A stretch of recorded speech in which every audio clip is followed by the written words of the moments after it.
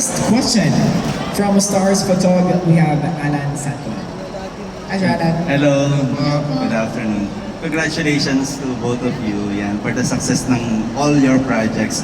Tanong ko lang una kay Direk before kay Wilbea. Direk, dahil parang ang daming nagalit sa inyo kanina nung gumit na kayo dyan sa dalawa kanina, parang ang daming nagalit na fans. Pero kayo po, how do you assess yung dalawa?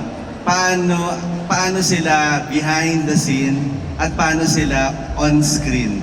Partner, how do you describe them? Very professional.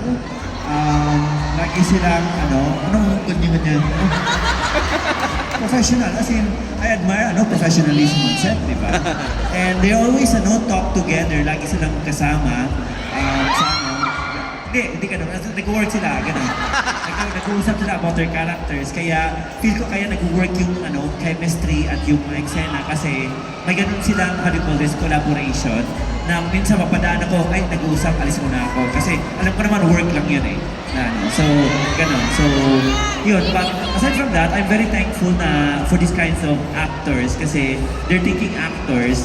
And ayun nga, like na-mention ko kanina, yung element of surprise nila na binibigay sa eksena, yan yung yan yung parang gusto namin, yan yung thrill namin as directors na may nagagawa silang bago every time. So, ayun, so yan, off-screen, very collaborative, lagi sila nag-uusap, gano'n, and sa on-screen, magnified yung chemistry. Ayun po. Pero hindi yun yung gusto namin ma-direct. Ang gusto namin ma-direct is sweet ba sila off-screen?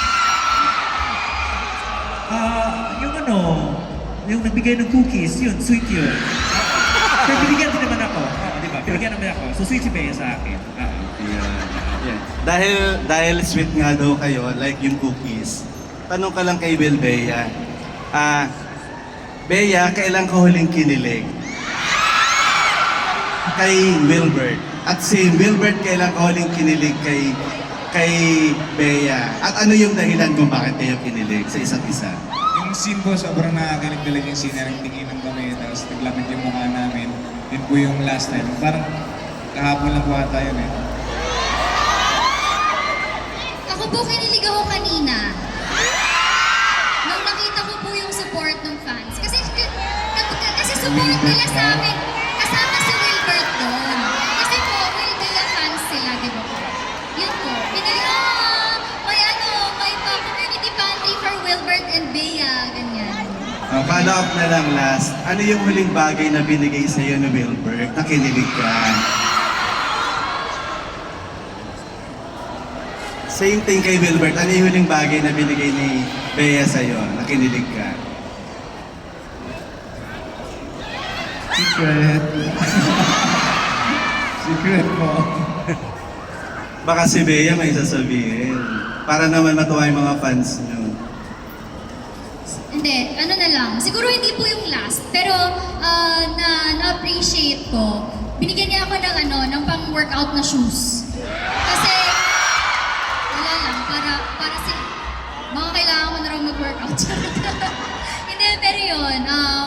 Siguro to inspire me, to motivate me to work out more. Ganon, yun. Nag-workout na kasi tayo, tapos yung shoes niya kasi running shoes. Eh, hindi kasi delikado kasi ang running shoes sa ankle pag pinang-workout. So yun yung mas proper. Oh, yun po. Thank you and Thank you congratulations, Team Love You Lads. Thank you. Thank you. Bigay ka ng sound. For good luck ata siya. Pang good luck ba? Parang hindi pang good luck. Para daw hindi ha? Kasi tatakbuhan? Para hindi lumayo sa'yo. Tama?